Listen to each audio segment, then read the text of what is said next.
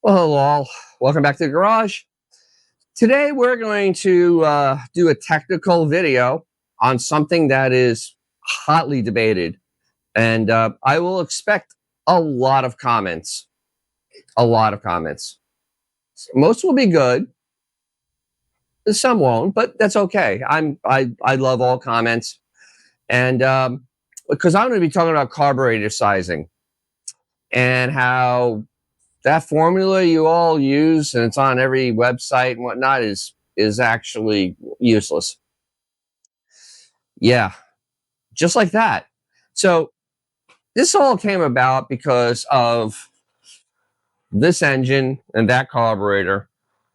That's my 850 thermoquad that I have on my 340. That's, not stock. It's pretty modified. I had trouble. I documented trouble in this video, and this video, and this video with things happening that weren't carburetor related. It was intake manifold. The gasket wouldn't hold. So, too much carburation on it, blah, blah, blah. And it's like, no, it's just perfectly fine. It's just that it needs to be tuned. And that's the big thing. People confuse carburetor size and tuning. There's a huge difference, because honestly, on a carburetor, I can take a two-barrel, a BBD two-barrel, which is like 300 CFM, and I can make it pig rich on this car. Absolutely pig rich, where it would just be, the plugs would be black, they would look, and it would run terribly.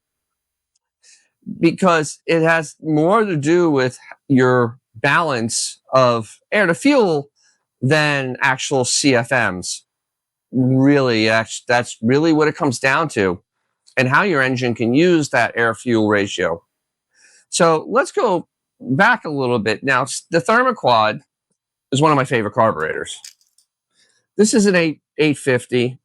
That would, in Holly money, that would probably be 800.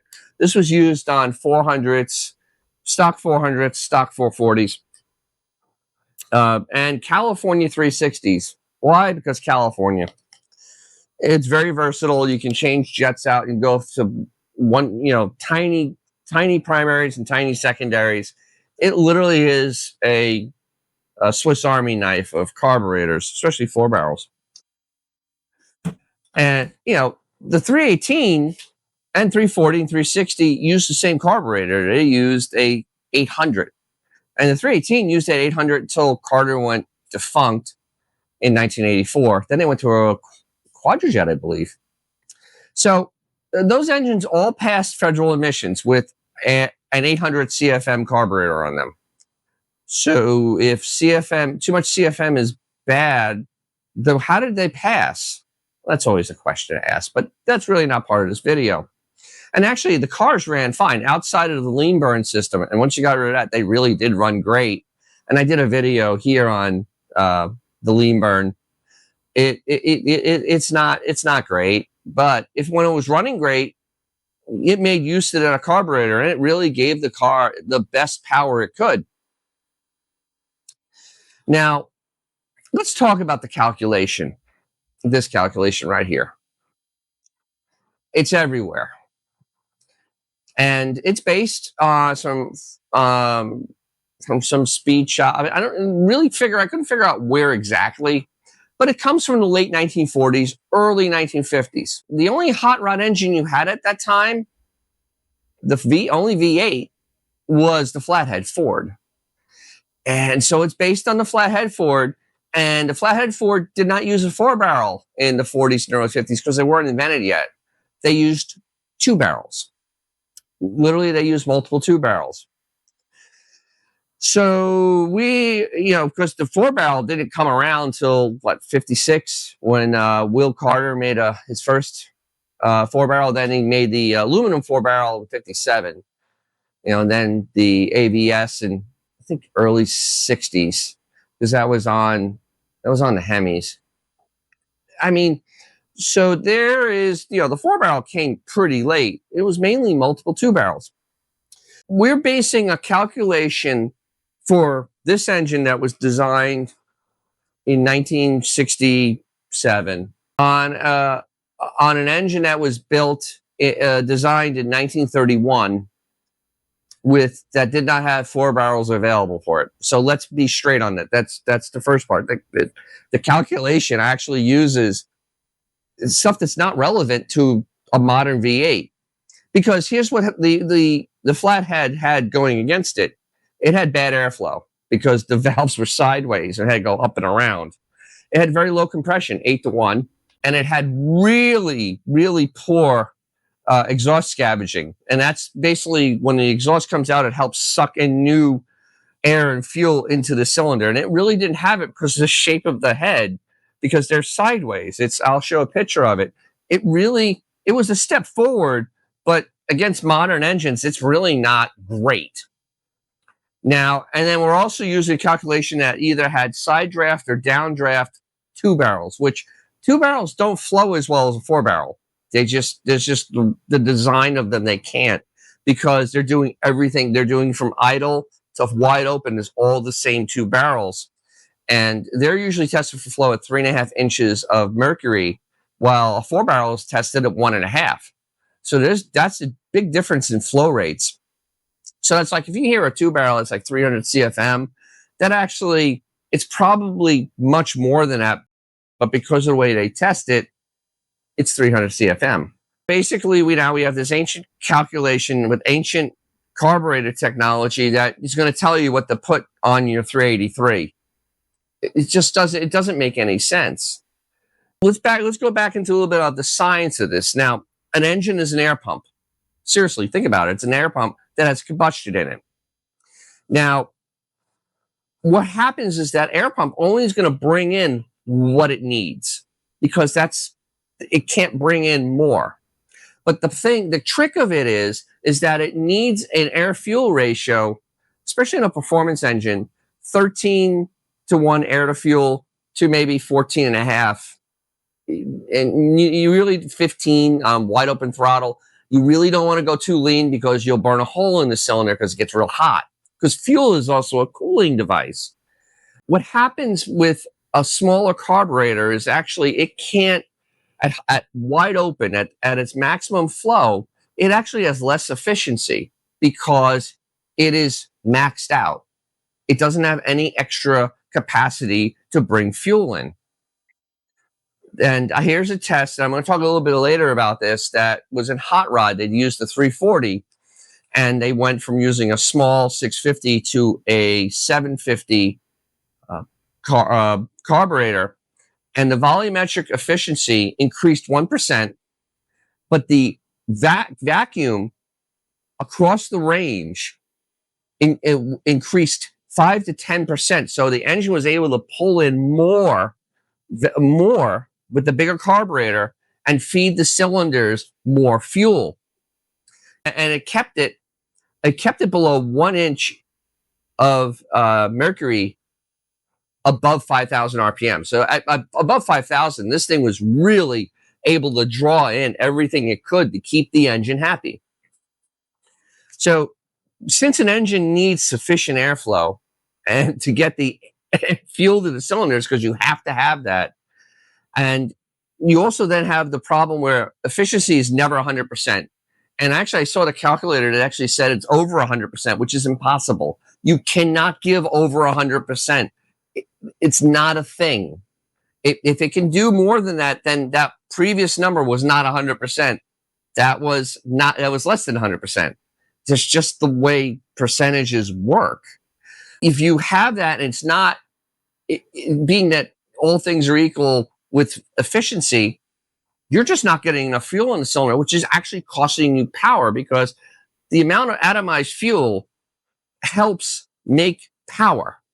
And it's up to a certain point, there is a balance. That's why we have the 14.7 to 1. So on the technical side, that flathead calculation is absolutely pointless, because airflow is completely different on a modern engine than it was in one of the flathead Fords. Now, I'm going to do some actual practical, we're going to do some practical evidence from the 1960s drag racing test from manufactured cars. These are actual cars, and I picked cars that were very similar. sometimes damn well identical, except the only difference was the carburation on them. And it is pretty amazing. I mean, the one thing that they did, and DeLorean did this with the GTO in 1964, is you go to multiple carburation. I mean, that was the thing on the 64 GTO. It had tri-power. So those tri-power cars were about 1,000 to 1,050 CFM, way above the calculation for that 348. Way above it. I mean, that 348, I think it would say most it could use is 600 CFM. Obviously not, because the tri-power, and we'll see in a minute, a little bit quicker. Camaro SS, one they used for a modulation one that they used for Trans Am, came with an 800 CFM Holly. The Boss 302, also Trans Am, used a 780 CFM Holly. 302, and those cars ran wonderful. The Mopar 440 plus 6, 1,350 CFM advertised, probably about 1,000 CFM since they're 2 barrels and it's all calculated differently. Same thing, and it was the same carburetors used on the 340. Again, 1,350 CFM, almost 1,000 CFM on a 340.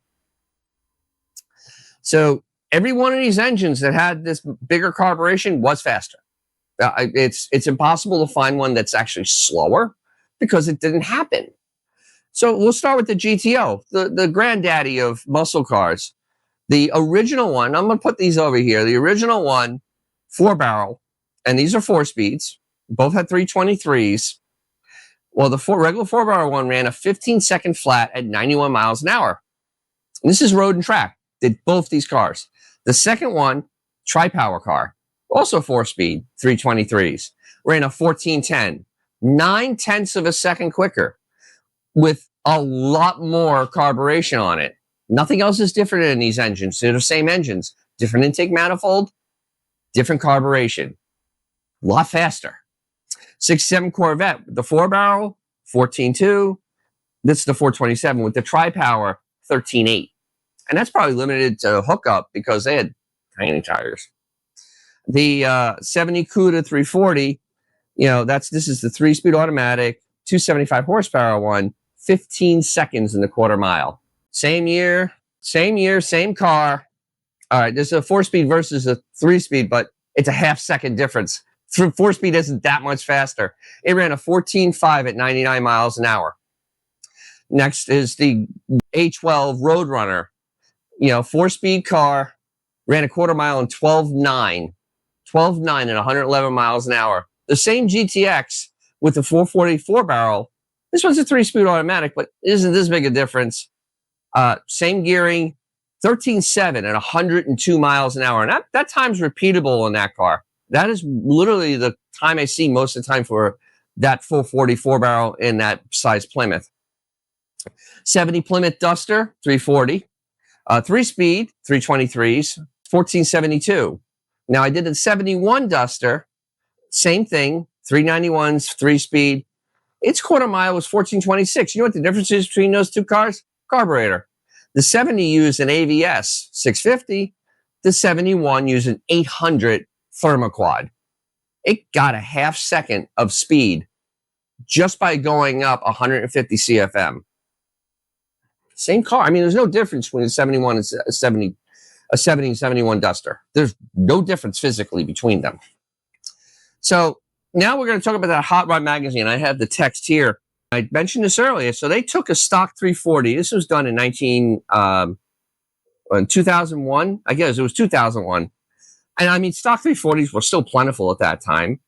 They had one. They put it on the dyno, and they got 281 horsepower with the regular, AVS on it, 650. So then they took a brand new Edelbrock 750 carburetor that had just come out in 2001, and they bolted it on the car. No other changes. They just did this. And it got 317 horsepower versus 281. That's 36 more horsepower just by changing the carburetor. And the neat thing is that's the engine that gained all sorts of being able to suck in more fuel above 5,000 RPM by using 150 CFM more of carburetor. Kind of neat. So, I mean, the calculator for that says anywhere from 434 to 562 CFM. I don't think you're making that type of power with 500 CFM on a 340 for some reason. I just don't think it works. It would just be a very, very lame car with no response. Now, here's the final part of my discussion on CFM, because CFM is CFM.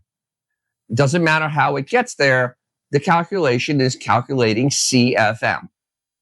And so we're going to talk about fuel-injected cars, because fuel-injected cars still use a throttle body, because that's what this is. On the bottom of a carburetor, that's called a throttle body, okay? And these are 2.5 inches. Well, the new Mustang GT, okay, that uses 2 throttle bodies on it. And we all know the new Mustang GT, it's an animal. I mean, seriously, it is an animal. That is a fast freaking car. So if you calculate those 2 80-millimeter throttle bodies on there, and I've seen a few sources that they actually calculate the CFM of those 2 throttle bodies to 1,800 CFM total. 1,800 CFM. So are you telling me that Mustang GT has too much air going into its cylinders? I'm just curious at this point. You can comment below. Honestly, because airflow is airflow, and how the air is put into the cylinders is almost irrelevant, because there have been multiple tests between fuel injection and carburation where they end up getting the same amount of power. The only thing with fuel injection is that it's better at adapting to different situations, because it has computers to tell it what to do. With a carburetor, you have to readjust it. I mean, now with all that said and done, you have to kind of agree that old calculation is fairly useless, because there are so many real world examples that just show that it doesn't really do anything. I mean, one of the greatest ones, you go online, any forum for Chrysler, somebody has a 318, they immediately pull the 2-barrel off, they put a 650 Eddy on there, and the car is immediately light years faster. And because it went from a 300 CFM carburetor, which is what it's almost calculated for, to a 650, and the car comes to life. So honestly, what advice can I give your carburation? Well, it comes down to the engine components. Like, my engine has a Hemi grind cam, which is pretty hot. It's 10.5 to 1 compression at least. It has very big valves. So what you need to do is take those pieces together and kind of figure it out. What my baseline has always been on a small V8, at least a 650, and jet it accordingly, and start kind of in the middle and work your way up or down. And if you can't jet it enough with the 650, then move up to a 700 and then a 750. On anything that's bigger than a 360, like a 383, 400, it's Ford 390. Any of these engines, I wouldn't start any of those, what they would call big blocks, with less than a 750. There's a lot of flow in those, especially the Chrysler ones. You can really wring the necks of them. And a Hemi's a whole nother animal. Hemis need 1,000 CFM minimum, because it just breathe. And that's kind of the thing that's not accounted for. Because if you do a calculation for a street Hemi, it's only like 600 CFM. And we all know that street Hemis can handle well over 1,000 CFM easily, and really, really pull some impressive numbers with it. In conclusion, don't be scared to put an 850 thermoquad on your 340 or 1,000 CFM Dominator on that 440, because when you jet it right and you read your plugs properly, and that means look down inside for the bottom ring for color, because that's your wide open throttle, that car will run better than it would have with a stock carburetor on there by miles. Even if you don't do much to the inside of the engine, it will run better. It's just the way it works. More air is always going to be better until it isn't, but you have to find that point.